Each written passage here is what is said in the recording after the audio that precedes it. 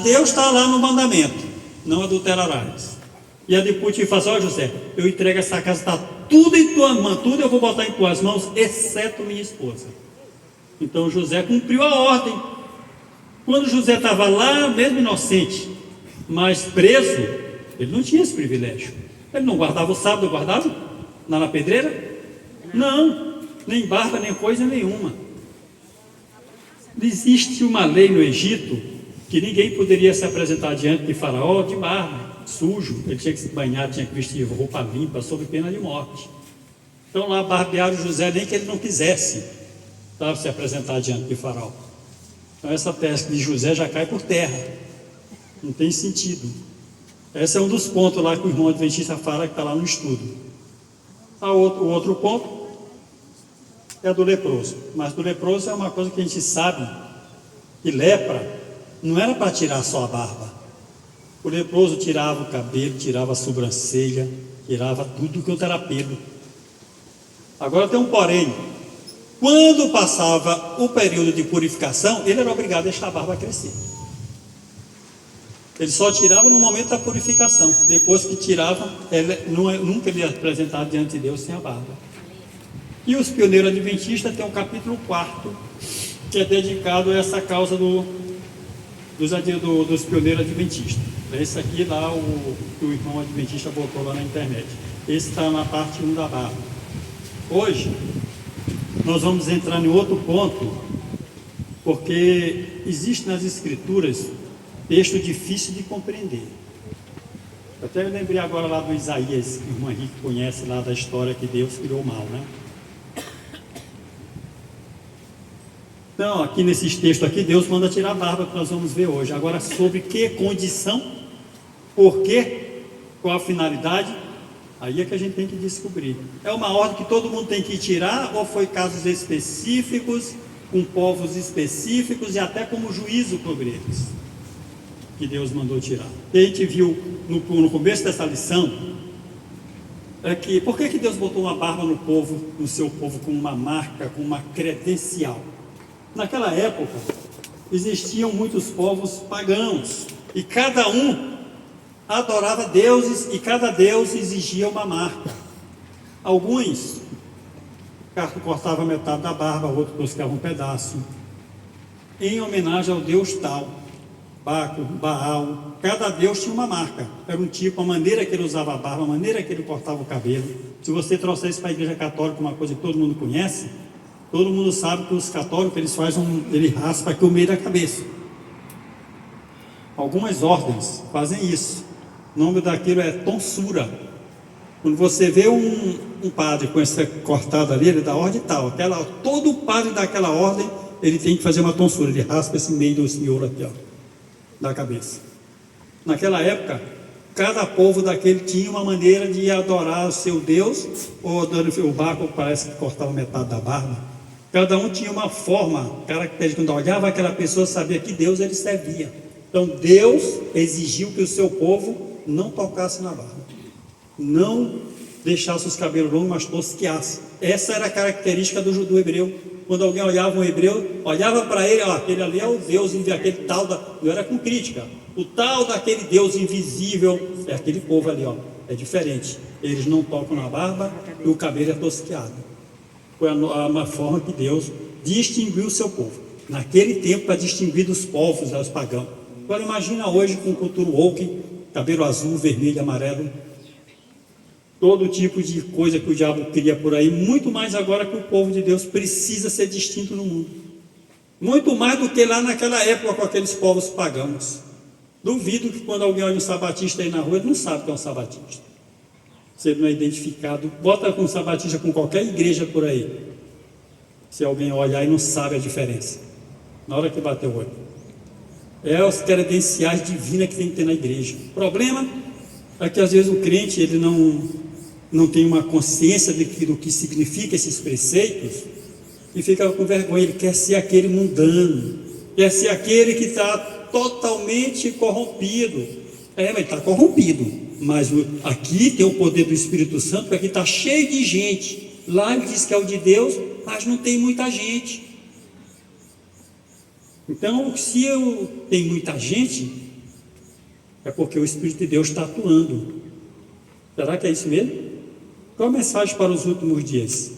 São muitos chamados, poucos escolhidos.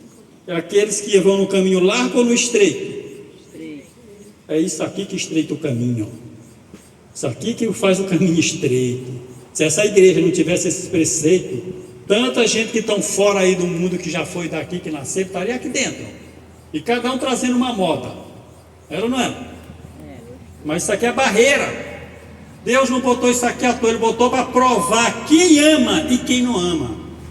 Quando uma pessoa se ilude com uma cultura woke, ele é um emo. O emo chega ao extremo de cortar pulso, cortar veia. Ele acha o máximo isso daí. Agora, para usar um preceito para Deus é difícil, é pesado.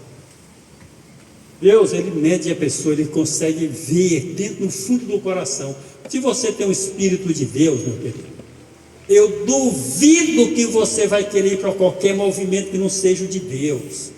O desejo de ir para outros movimentos, outras doutrinas, o caminho largo, é a falta do Espírito de Deus. A Escritura diz que o Espírito Santo convence do pecado, do juízo, da justiça. Se você não ter esse Espírito Santo te convencendo disso, você nunca vai trilhar no caminho de Deus.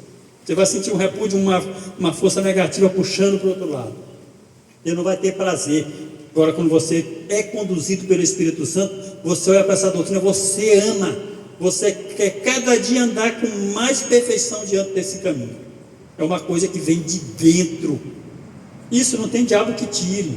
São essas pessoas que Deus está selecionando para que esse sentimento de obedecer, de andar no caminho do Senhor, de dar um testemunho, seja contemplado com a chuva seródia.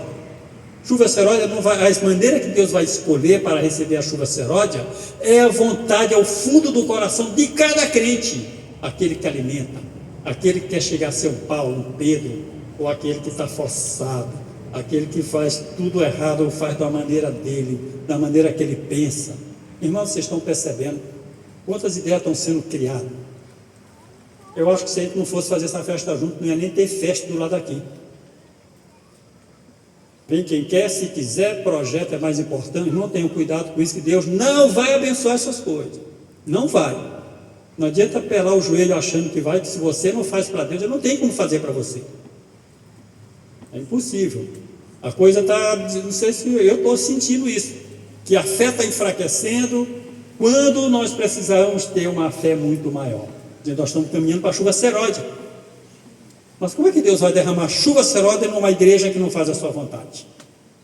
Uma coisa tão simples, e que Ele convoca um ano. A gente tem um ano para começar a botar dinheiro no depósito desde a hora que chega. Se a gente não faz isso, a culpa não é de Deus. Mas o que me preocupa é que me parece que o sentimento, com a doutrina, o apego, eu estou sentindo que isso aí está fugindo. As pessoas não estão percebendo como o inimigo está trabalhando para tirar Deus do coração. Ele não tira de uma vez, ele tira de gota, pouquinho. Sem que a pessoa perceba, quando ela vai abrir o olho, já não tem mais nada, está um vazio. E aí começa a criar as doutrinas que o inimigo põe na mente da pessoa até que ele mate a pobre alma. Uma igreja tem que ser alimentada constantemente. Como é que a gente tem que começar isso? Crente desmantelado, que a gente está vendo que está e não tem jeito, não adianta manter na igreja. Ou chama, ou sabe se quer ou se não quer, ou vai contaminando um após o outro, você não sabe o que aconteceu. Tem que ter cuidado com essas coisas. Deus está olhando a maneira como estamos conduzindo a sua igreja. Não é tempo de brincar mais de crente. Todo mundo é adulto e tem uma decisão na sua vida. Aqui aquele está na frente. Vai lá, Na igreja. a cadeira. Ah, mas tá Quem fala precisa ficar amadurecido na doutrina. Bom, então, vamos meditar nesses textos. Eu fiz questão de fazer esse capítulo, porque tem pessoas que apontam que Deus manda tirar a barba. E algumas situações Ele mandou mesmo. Agora vamos ver sob que condição e contexto. Ou depois Ele vai torcer os textos aí achando que é uma ordem para a igreja tirar. Textos, o Senhor ordenando raspar a barba, é o título da nossa lição, o Preceito da Barba 2, página 126. Com esse enfoque, faz-se necessário trazer à baila vários textos autorizando raspar a barba por ordem divina. Contudo, convém estudar a drástica motivação da aludida ordem e suas nefastas consequências. Nesta senda, é pertinente incidental começar com uma sentença proferida contra Moabe. Primeira coisa que tem que saber, quem é Moabe? Quem é Moabe? Moabe era o povo de Deus? Como surgiu Moabe? Moabe surge do incesto de quem? Com as suas filhas. Lembra dessa historinha? Ele foge para não ser consumido, e as filhas dele fazem um concerto e diz: olha, nosso pai não tem linhagem. Hoje, isso parece uma coisa absurda para a gente não se preocupa com linhagem. Mas lá no antigo Israel, a linhagem era a descendência. A linhagem era os herdeiros das propriedades. Hoje, vou dar um exemplo aqui hoje. Existe um país bem pequenininho, um monte de comunista lá chamado Nepal. No Nepal, eles ficam no Himalaia, entre a China e a Índia. Lá é cheio de montanha. Quando alguém herda uma terra, uma fazenda, quando tem 3 irmãos, sabe o que eles fazem?